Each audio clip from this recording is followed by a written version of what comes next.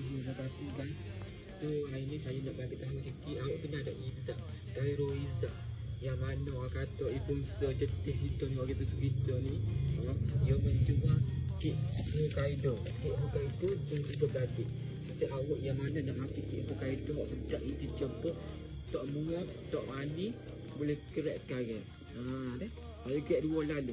Bagi sedap bagi jadi. Kalau dekat mana satu dekat kawasan Jetih ni ada kedai jual kek kau ni buat kek ni.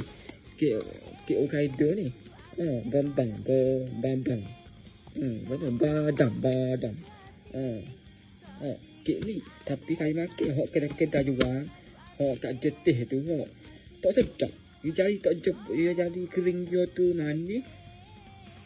Itu kecil rasa ni dah. Ni besar angin saya ni. Dah. Awak nak kek Hokkaido sedap. Boleh dapat kek dengan Khairul Izzah.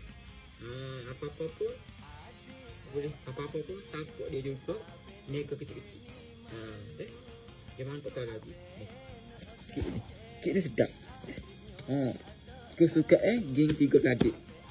Lagi ada email. Ada email memang nak benar. Awak kalau beli, ia ada kecil yang besar. Besar 20 biji, 12 biji. Besar 25. Awak nak makan dengan family awak kan? Boleh lah ni. Gini. Apa-apa pun, roger dah. Bye-bye. Assalamualaikum.